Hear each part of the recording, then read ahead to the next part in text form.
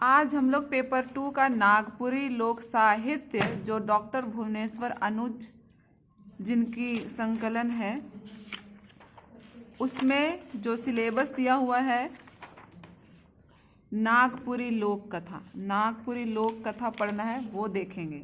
तो सभी लोग अपना किताब खोलिए। नागपुरी लोक कथा अध्याय 4 है। नागपुरी लोक कथा जो है चैप्टर का नाम है लोक कथा। इसको पढ़ते हैं। यह निसंदेह कहा जा सकता है कि आधुनिक साहित्य का उत्स लोक साहित्य में ही निहित है और यह विविध संस्कृतियों का दर्पण है। लोक साहित्य में परंपरागत विश्वास, आचार विचार, प्रथाएं, जीवन के हर्ष विवाद, अतीत वर्तमान सभी कुछ सुरक्षित है। लोक साहित्य में लोक कथाओं का महत्वपूर्ण स्थान है। लोक कथा की व्यापकता और प्रचुरता अवर्णनीय है। लोक कथाओं का प्रचार भारत में अत्यंत प्राचीन काल से ही माना जाता है। वेदों में भी लोक कथाएं मिलती हैं। सर्वप्रथम लोक कथा को जन्म देने का श्रेय भी इसी भारत भूमि को है।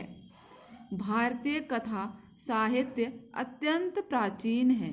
भारतीय कथाओं की सबसे बड़ी विशेषता यह है कि इनका प्रभाव संसार के प्रायः सभी सभ्य देशों के कथा साहित्य पर प्रचुर रूपेण पड़ा है। इन कथाओं के यूरोपीय देशों में प्रचार की कहानी बड़ी लंबी है।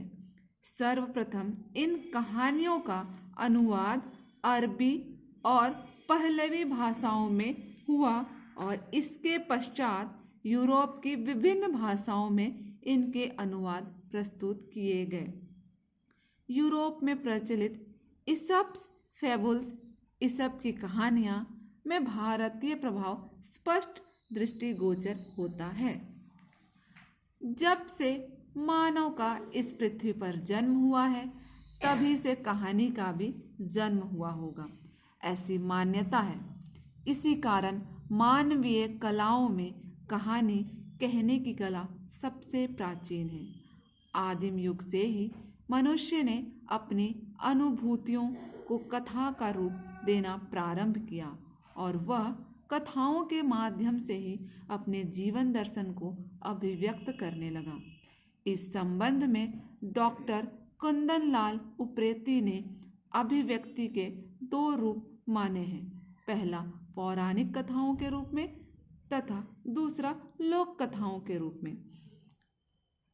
इस संबंध में डॉक्टर कुंदनलाल उप्रेती ने अभिव्यक्ति के 2 रूप माने हैं।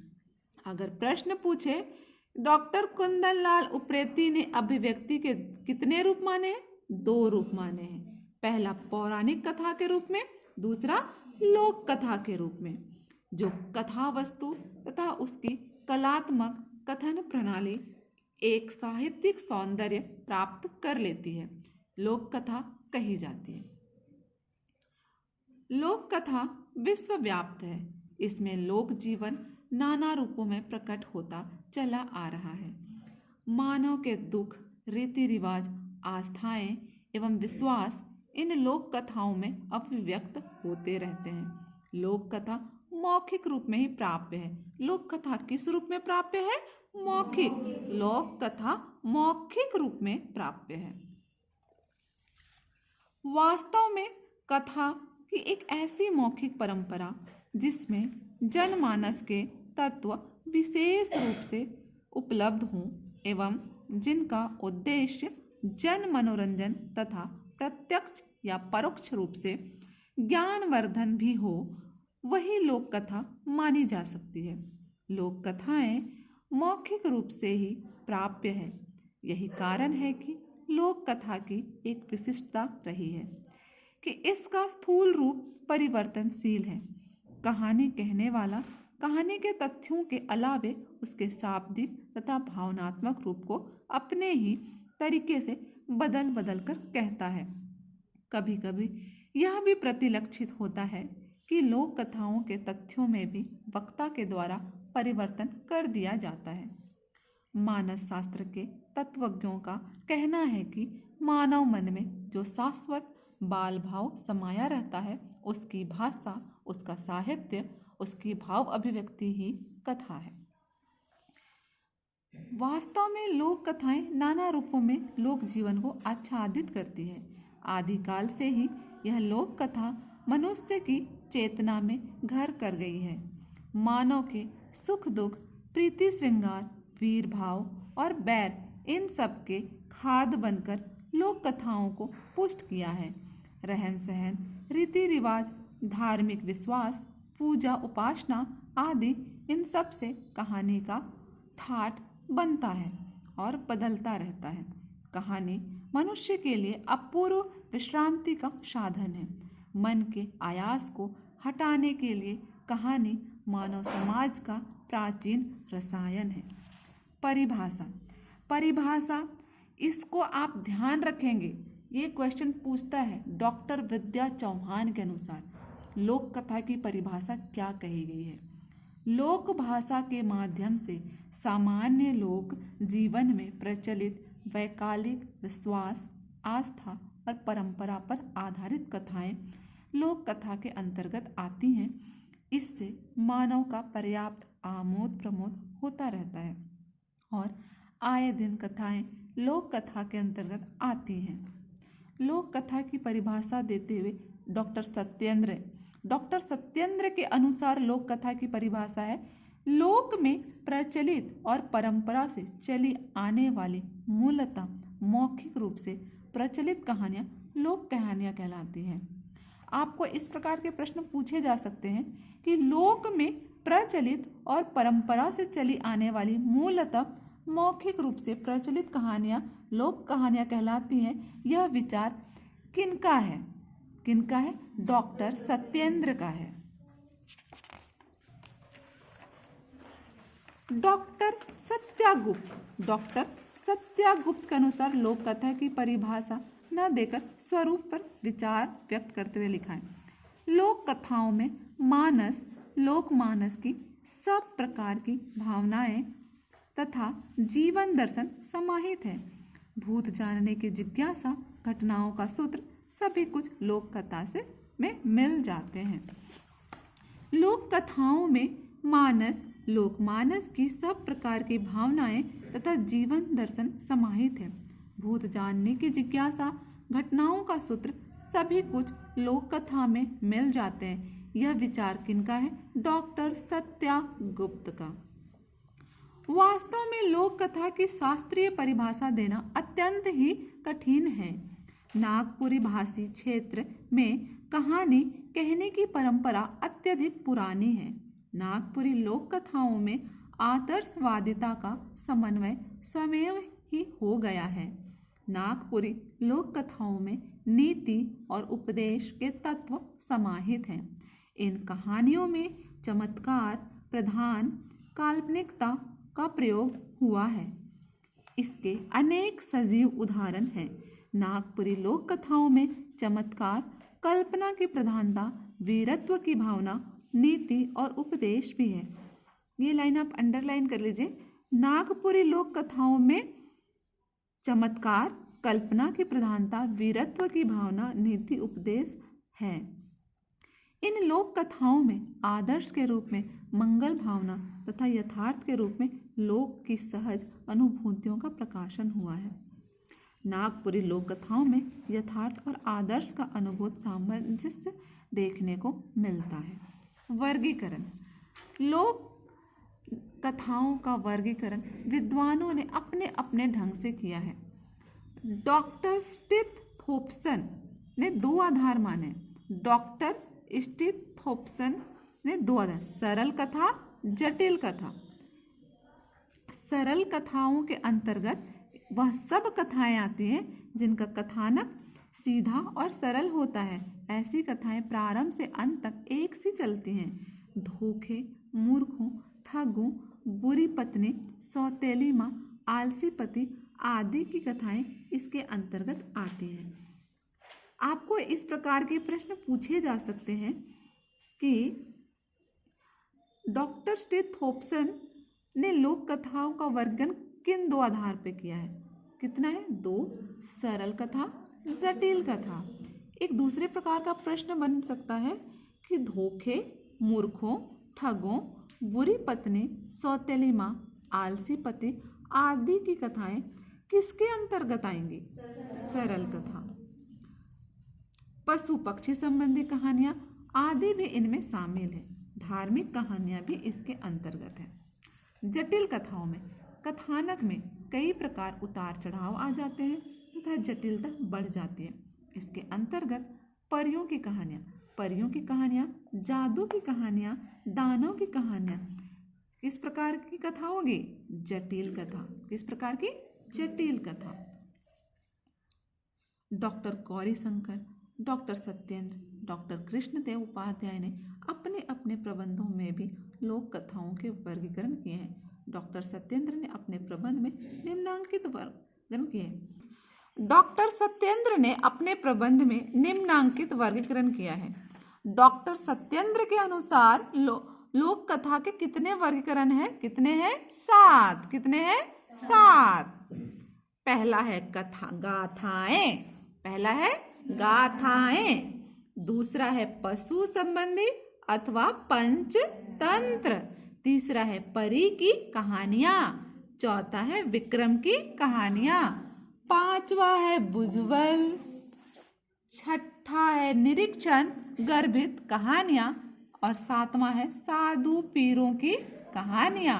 आपको प्रश्न पूछे जा सकते हैं कि डॉक्टर सत्येंद्र ने लोक कथा का कितने भाग में वर्गीकरण किया है? इसका सही उत्तर होगा 7 में। पहला गाथाएं, दूसरा पशु संबंधी अथवा पंचतंत्र, तीसरा परी की कहानियां, चौथा विक्रम की कहानियां, पांचवा बुजुर्ग, छठा निरीक्षण गर्भित कहानियां और सातवां साधु पीरों की कहानियां। डॉक्टर कृष्णदेव उपाध्याय ने भी भोजपुरी प्रदेश में उपलब्ध कहानियों का वर्गीकरण किया है। अब हम आगे देखते हैं कि डॉक्टर कृष्णदेव उपाध्याय के अनुसार लोक कथा के कितने वर्गीकरण हैं। उनके अनुसार कितने वर्गीकरण है?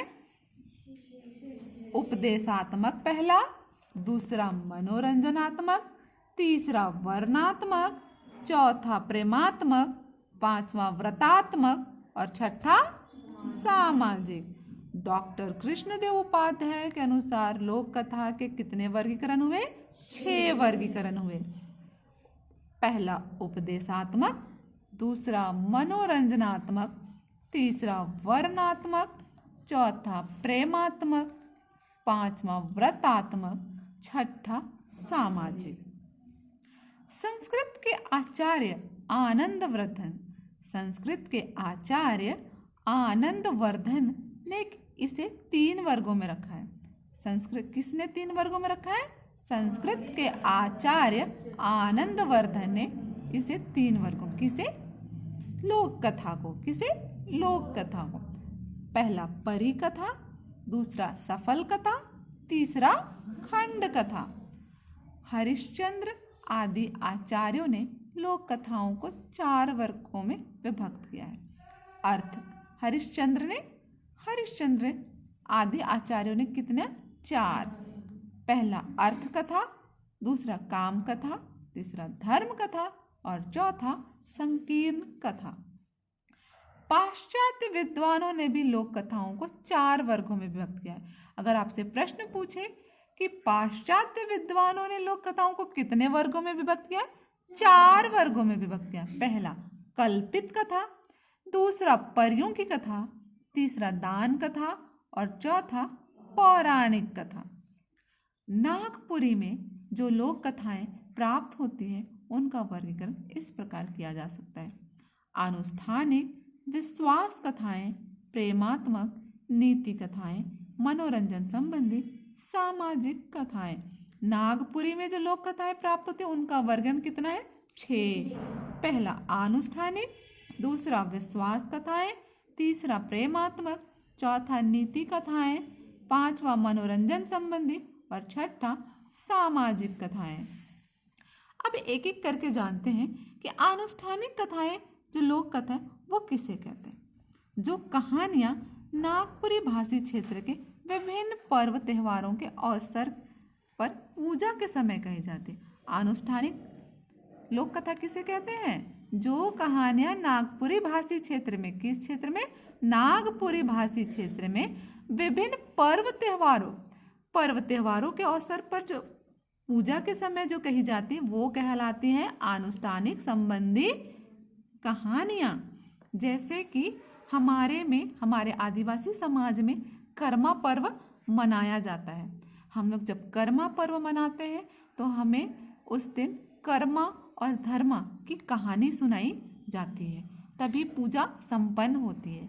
तो हमारे कर्मा और धर्मा की जो कहानी है वो अनुष्ठानिक कहानी कह सकते हैं, क्योंकि वो पूजा के समय बताई जाती है। तो जो कहानियां नागपुरी भाषी क्षेत्र के विभिन्न पर्व त्योहारों के अवसर और पूजा के समय कही जाती है वो कहलाती है अनुष्ठान संबंधी कहानियां, यानी कि अनुष्ठानिक कहानियां। ये धार्मिक भावनाओं से ओतप्रोत होती हैं। किसी भी धार्मिक विधान के अंतर्गत कहानी कहने की अनिवार्यता होती है। व्रत कहानी के अभाव में अपूर्ण माना जाता है। व्रत कहानी के अभाव में अपूर्ण माना जाता है। यही जैसे कि हम लोग का कर्मा पर्व में जब तक कर्मा और धर्मा की कहानी पूरी नहीं सुना दी जाती है तब तक क्या व्रत कंप्लीट होता है? पूजा संपन्न होती है? नहीं ना। तो हम लोग एक तरह से कह सकते हैं कर्मा और धर्मा की कहानी किस प्रकार की कहानी है? अनुष्ठानिक कहानी है। कहानियों में लोक संबंधों की निष्ठा एवं प्रतिष्ठा भी होती है। नागपुरी भाषी क्षेत्र के आदिवासी विभिन्न अनुष्ठानों के अवसर पर स्वयं कहानियां सुनाते हैं। ये जो नागपुरी भाषी क्षेत्र के आदिवासी विभिन्न अनुष्ठानों के अवसर पर स्वयं कहानियां सुनाते हैं, इसमें आपको कर्मा पर्व की जो कहानी वो भी आएगी। वैवाहिक कार्यक्रम भी ये स्वयं ही संपन्न करते हैं। गैर आदिवासियों के अनुष्ठानों के अवसर पर पुरोहित ही कहानियां सुनाता है। इनमें किसी न किसी देवी देवताओं का उल्लेख अवश्य ही होता है। करम, जितिया, तीज, सरहुल, सोहराई आदि की कहानियां अनुष्ठान विषयक कहानियों के अंतर्गत आते हैं। आप इस लाइन को अंडरलाइन करेंगे। करम, जितिया, तीज, सरहुल, सोहराई आदि की कहानियां अनुष्ठान विषयक कहानियों के अंतर्गत आते हैं। अगर आपसे यह प्रश्न पूछे कि निम्न में से कौन कौन अनुष्ठान विषयक कहानियों के अंतर्गत आते हैं, और ऑप्शन नंबर ए आपको देगा करम, दूसरा में जितिया, तीसरा में तीज, चौथा में उपरोक्त सभी, तो सही उत्तर क्या होगा? उपरोक्त सभी। लोकमानस धर्म भीरु होता है, इसलिए धार्मिक लोक कथाएं लोक जीवन के धार्मिक पक्ष को अधिक सबल बना देती है। महिलाओं के पर्व के पीछे अनेक विचित्र कथाएं सम्मिलित होती हैं, जिससे इन पर्वों का समारंभ होता है। हर कथा में यह बताया जाता है कि पर्व के अनुसार आचरण न करने का परिणाम बुरा होता है। हर त्योहार में संबंधित कहानी में किसी न किसी अलौकिक शक्ति का वर्णन रहता है, इसलिए महिलाओं के व्रत त्योहारों के प्रति आस्था बढ़ती जाती है तथा यह परंपरा के रूप में स्थापित होती चली जा रही है। अब हम नागपुरी भाषा के दूसरे प्रकार के कथा के बारे में जानेंगे, विश्वास कथा। हम अभी तक देख चुके अनुष्ठानिक कथा के बारे में। दूसरा है विश्वास कथा। नागपुरी की ऐसी कहानियों में किसी कार्य के पीछे कारण रूप में निहित कल्पना की ओर संकेत होता है। नागपुरी की ऐसी कहानियों में किसी कार्य के पीछे कारण रूप में निहित कल्पना की ओर संकेत होता है। अगर आपसे पूछे कि नागपुरी की ऐसी कहानियों में किसी कार्य के पीछे कारण रूप में निहित कल्पना की ओर संकेत होता है, किस प्रकार की कहानी में? विश्वास कथाएं। इन कहानियों को कहने वाला कहानी के कथ्य पर पूर्ण विश्वास रखता है और लोक में वैसे ही विश्वास की जड़ मजबूत होती जाती है। इन कहानियों में लोक विश्वास का उभरता हुआ स्वरूप मिलता है। नागपुरी लोक कथाओं में दृश्य और अदृश्य जगत के प्रति जन समुदाय का दृष्टिकोण प्रतिलक्षित होता है।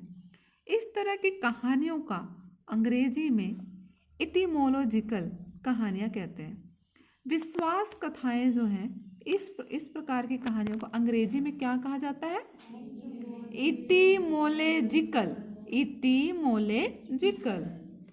विश्वास कथाओं को अंग्रेजी में इटिमोलॉजिकल। अब तीसरा देखते हैं नीति कथा। अब तीसरा देखेंगे नीति कथा। नागपुरी लोक कथाएं सामान्यतः नीतिपरक होती हैं। इन कहानियों में किसी न किसी तरह की नीति का प्रतिपादन किया जाता है। ये कहानियाँ किसी विशेष उद्देश्य को ध्यान में रखकर ही रची गई प्रतीत होती है। इन कहानियों का मुख्य उद्देश्य शिक्षा देना होता है।